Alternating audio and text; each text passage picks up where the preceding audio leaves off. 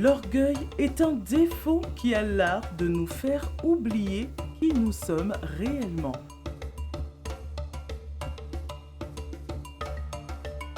L'homme était l'être supérieur et les animaux en avaient conscience.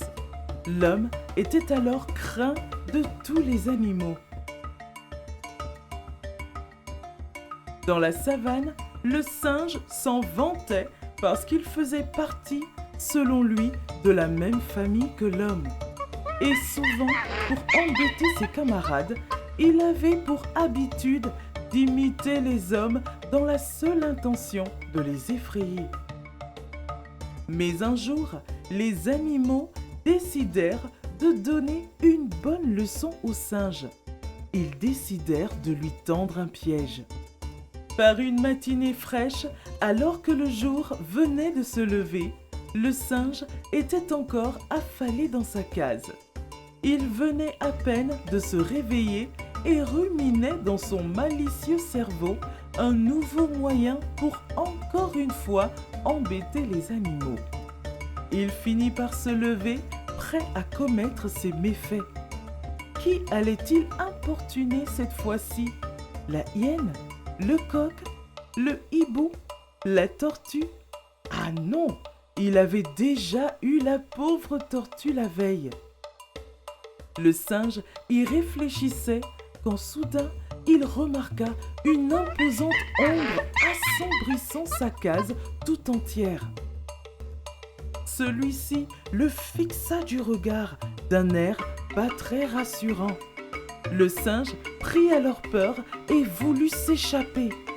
Mais il fut retenu par l'homme étrange qui ne cessait de le fixer des yeux, d'un air menaçant, prêt à l'attaquer.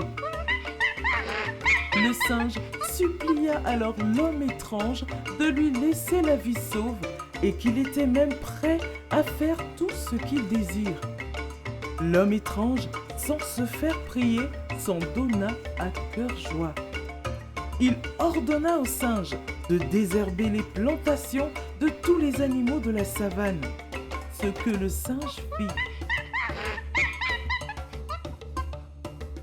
Il lui ordonna ensuite de nettoyer toutes les maisons des animaux de la savane, ce que le singe fit.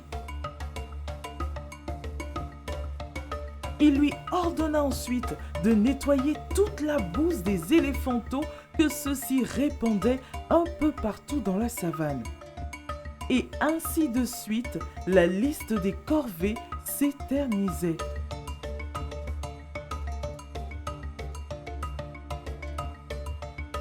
Le soir, l'homme mystérieux dévoila sa réelle identité au singe. C'étaient les animaux qui s'étaient en réalité déguisés en hommes. Il venait de donner ainsi une sacrée correction au singe. Le singe, quant à lui, entra dans une colère noire, furieux d'avoir été dupé par ces misérables animaux. Des chasseurs envahirent la savane, prenant pour cible tous les animaux présents. Le singe se réjouissait de ce malheureux événement. Il allait pouvoir obtenir vengeance. Il ordonnerait à ses cousins de chasser tous les animaux jusqu'au dernier. Il n'eut même pas le temps de placer un mot lorsqu'une nuée de flèches acérées se dirigèrent sur lui. Il prit également la fuite comme tous les autres animaux.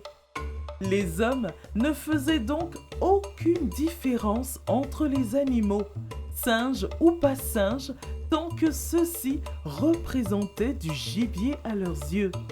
Le singe l'aura compris à ses dépens.